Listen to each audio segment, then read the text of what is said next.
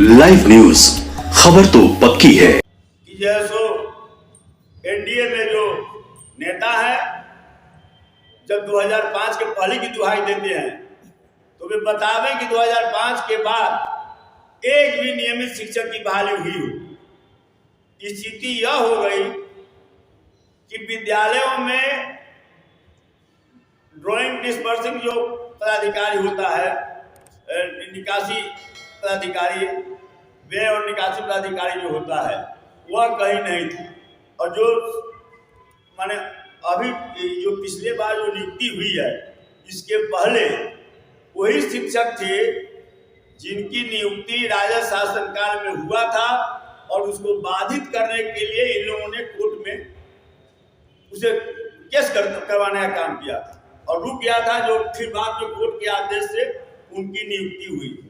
अब वही बचे हुए हैं, या राजद शासनकाल में बीपीएससी के माध्यम से जो शिक्षक नियुक्ति हुए या जो शिक्षा मित्र के रूप में जिनकी नियुक्ति हुई थी वे, इनके शासनकाल में एक भी शिक्षक की प्राइमरी विद्यालय में, मध्य विद्यालय में, उच्च मध्य विद्यालय में एक भी शिक्षक की नियुक्ति नहीं हुई है। मेरा चुनौती है चैलेंज।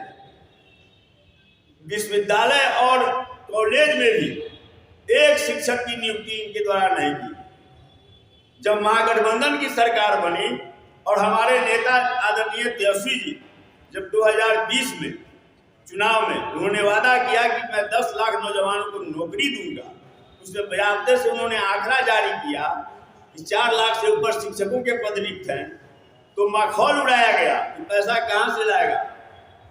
यही लोग बोलने वाले हैं, सार्वजनिक रूप से बोलने वाले हैं, प्रेस के सामने बोलने वाले हैं कि पैसा कहां से लाएगा, फुटबार बाप के यहाँ से लाएगा।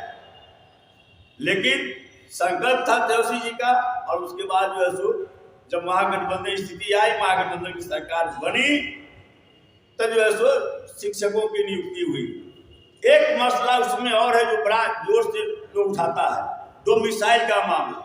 राष्ट्रीय जनता दल के संकल्प पत्र में है कि डोमिसाइल नीति लागू रहेगी बिहार में, बिहारी लड़कों को ही नौकरी में प्राथमिकता दी जाएगी। और अब चूंकि इनको तो अरंगा लगाना था, कुछ न कुछ अरंगा लगाते रहते थे बगैर तत्कालीन शिक्षा मंत्री के जानकारी के।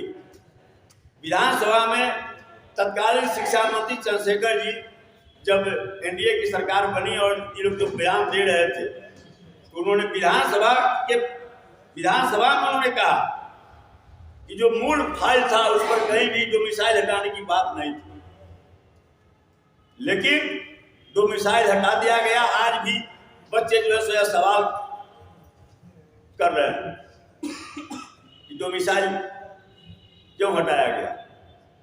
उसमें कहीं भी राजद की कोई जानकारी नहीं थी और चूंकि ये तो चाहते थे कि ऐसा कुछ ऐसा रंगा लगाए जिससे कि नियुक्ति रुक जाए, इसलिए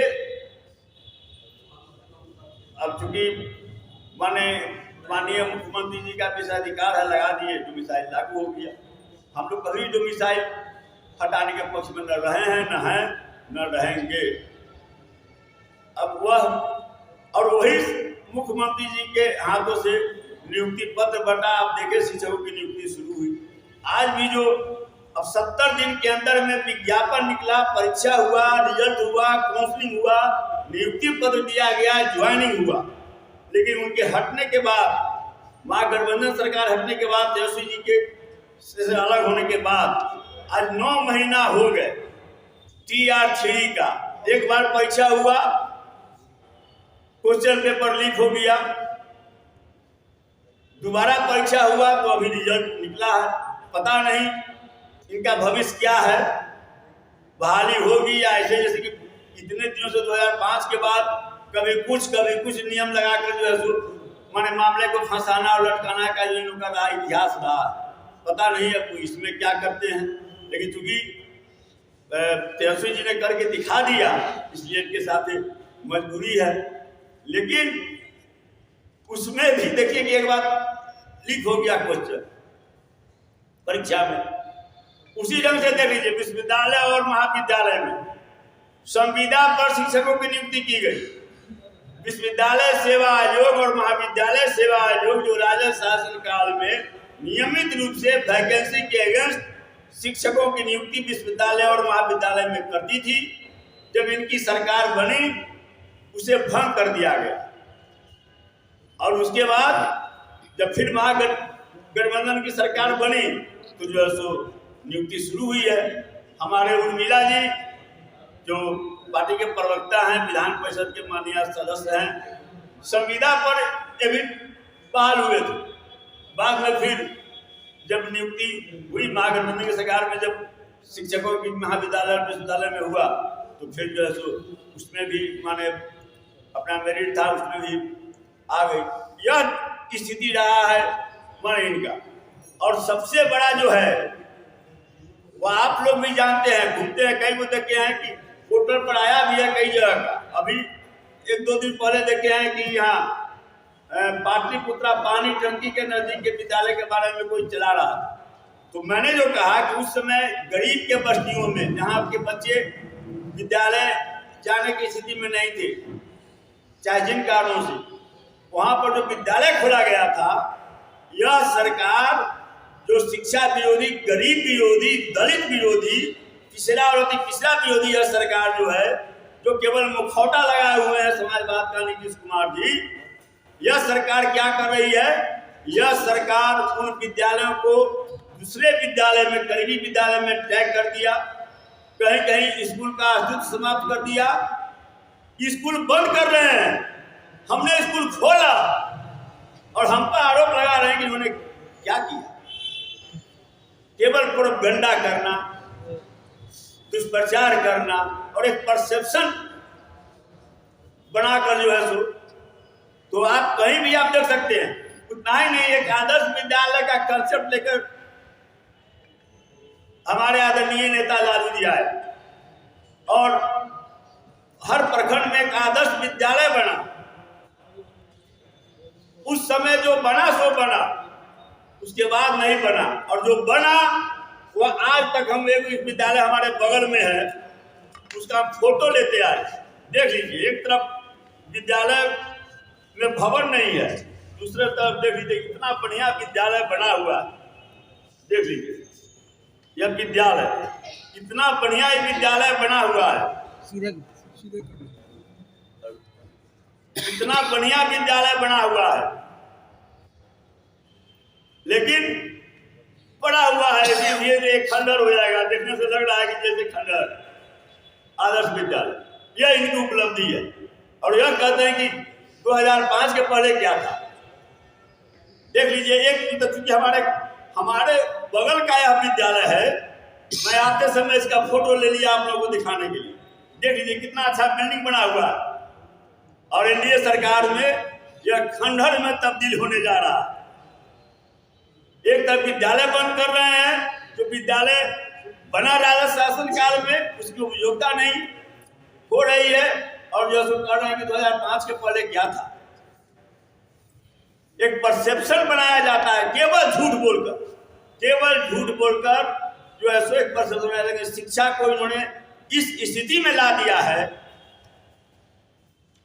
कि उसे अब रास्ते पर लाने में वक्त लग जाएगा। अब देख लीजिए, पहले राजद शासन काल में 2 कैटेगरी के शिक्षक हुआ करते थे।